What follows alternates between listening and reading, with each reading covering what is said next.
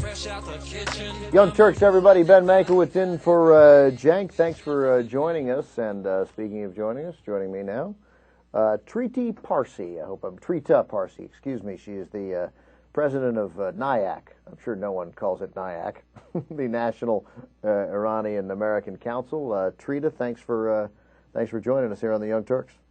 Thank you for having me. Anybody call it NIAC? Actually, everyone calls it NIAC. Really? Hey, look at that. I'm him. Yeah. Anyway, thank you for joining us. We appreciate it. So, obviously, big news out of Iran this week. We have evidence of a new enrichment plant in Iran that has ratcheted up tension. Early in the week, it appeared that the United States had sort of a unified, could present a unified front with its allies, including Russia. Now we've seen some backpedaling from Russia in talk of, as the talk turned towards sanctions. Russia obviously far less comfortable with that, or has been traditionally in the past, and they appear to be less comfortable with it now, urging diplomacy.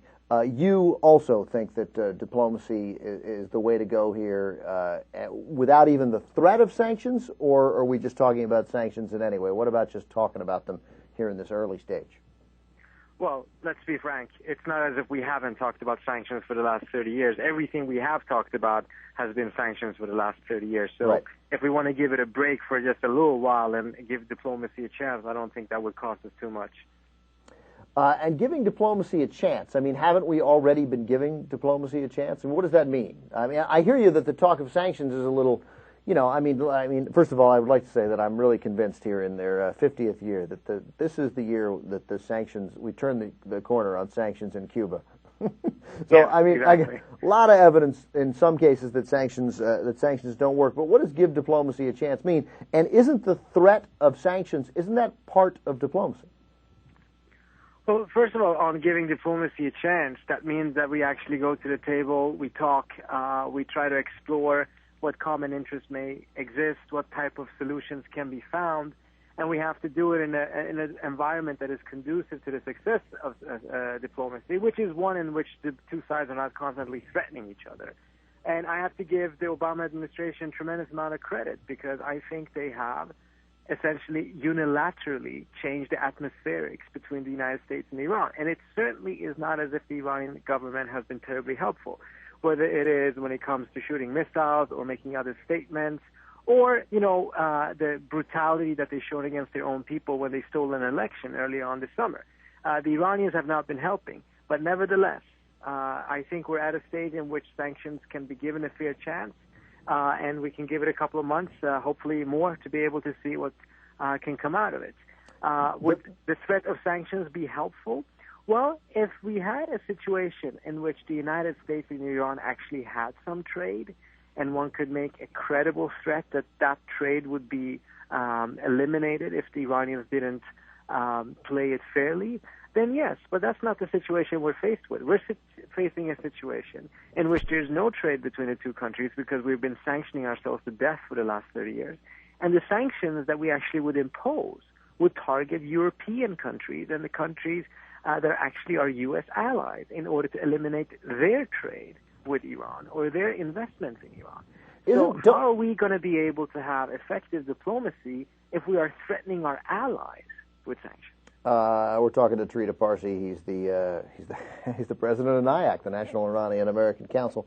Don't we have to concede, Trita, that despite our efforts to show that we're the United States of America and we're tough, we hold all the cards, sort of based on what you said, we have to concede that we don't really hold a great deal of power here. The sanctions would essentially be being imposed on our European allies, as you point out, because we don't have anything formal with Iran. There's no real trade with Iran. And the fact is, they get to build what they want to build. I mean, the real threat we have in all this talk, which will eventually turn to, should we take the military option? Should it be on the table? Should it be off the table? This sort of nonsense conversation about whether it should be on or off the table, when it's always on the table. We have the capability to invade anyone. Not successfully, but nonetheless, we have the capability to invade anyone. So doesn't Iran really hold the cards here, despite the fact that they stole the election, despite the fact that every time Ahmadinejad says something hideous about the Holocaust, that all it does is make it very hard for sort of anybody thinking progressively in the Obama administration to have their point be heard. Nonetheless, they essentially get to dictate how this goes. Is that right or wrong? I don't think it's quite right, but I think to a certain extent it has been right up until now. And the reason for that is because the Bush administration had a tendency of reducing countries into one single problem countries. And in the case of Iran, we reduced Iran to uranium enrichment. That was it.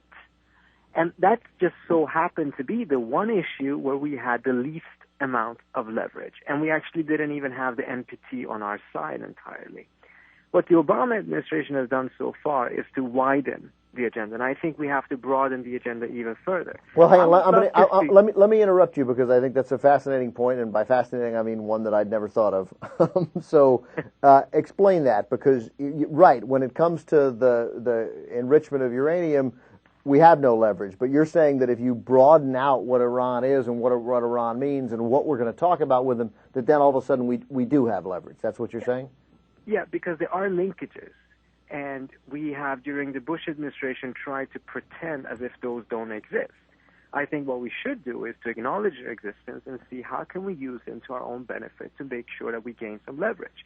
And one example is the Iranians are, believe it or not, very sensitive about criticism against their human rights record. And they wanted to broaden the agenda to talk about the root causes of the financial crisis. Well, in that case, I think we should bring up human rights. And we should connect these issues or acknowledge their connection to what's happening in Iraq, in Afghanistan, Persian Gulf security. Because if we broaden it, there's going to be both additional pressure points, and there's also going to be areas in which we may have common interests, areas in which we actually can offer something to Iran, and by that demand the types of concessions and compromises that we would like to see on the enrichment issue. But if we have just a one variable negotiation, then you have very little maneuverability. And the Obama administration, you're saying, has been wise and thoughtful in broadening what Iran, the things that we need to get from Iran beyond just enrichment. I believe, of course, the talks haven't started yet, and I think the P5+1 will be focused on the enrichment issue, but administration officials have told me that they're completely open and would welcome seeing additional tracks in this P5+1, one track talking about regional security, one talking about Afghanistan, one talking about human rights. That, I think, is a very clever thing to do. It would actually be to the benefit of everyone. How big a difference is the fact that we just have a different tone in the administration than the prior administration? It makes a huge difference. As I said earlier on, if you want to be able to successfully negotiate, you need to create an atmosphere in which negotiations actually can take place. If you have an atmosphere in which the two countries are just accusing each other of different things, using very disrespectful language, then you don't really make it very helpful for diplomacy. Then you might as well not even try. Do you think Ahmadinejad knows the damage he does to the ability to negotiate when he says the things about the Holocaust? Even though the rant of a arguably, certainly marginalized from the electoral process, and a guy with overall minimal power in the country shouldn't really matter. But the fact is, when he speaks, and no one should care what he says about what happened 64 years ago, but the fact of the matter is, it makes it incredibly hard for the administration to do anything that appears not to be tough with Iran when he talks like that. Do you think that he or other leaders in Iran have any clue that even though that talk shouldn't really matter because he's crazy and who cares and it doesn't matter, that it does have a significant effect on how we're able to proceed? I frankly think that he seems to be rather oblivious to the points that you raise, and I think your points are absolutely correct. It certainly doesn't help the administration. That's what I was saying earlier on.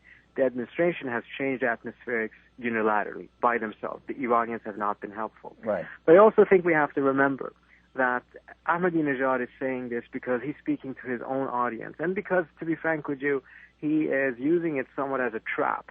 See, right before he goes to the UN, where most journalists could have asked questions about the stolen elections, about the human rights abuses in Iran, about the torture, about the rape, about the thousands of Iranian Americans that went to UN to protest his speech there.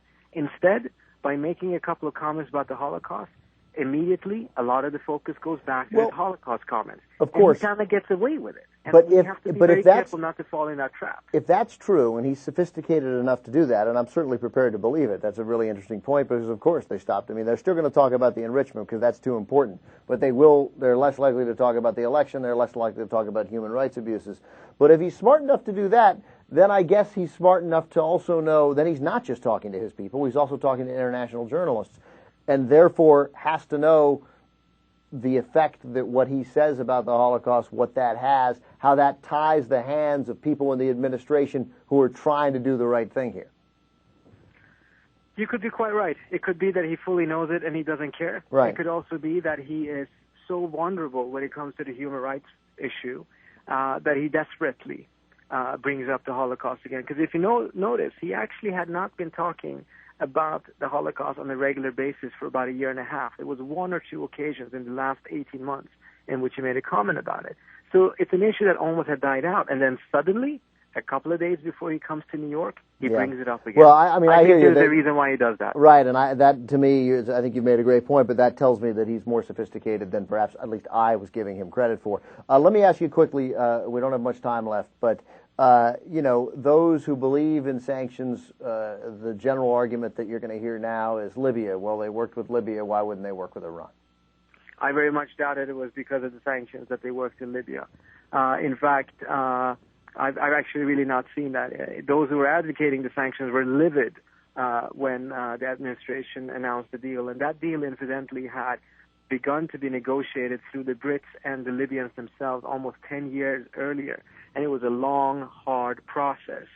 And, also to remember this, it took, if one is to assume that sanctions were effective, well, they were effective in that case after about 25 years. I don't think we have 25 years when it comes to Iran. No, I think the time for a generational process in terms of diplomacy, that era seems to be over. Trita Parsi, president of the National Iranian American Council, thanks for taking the time to join us and explaining Thank you for having me. Complicated issue. Thank you very much.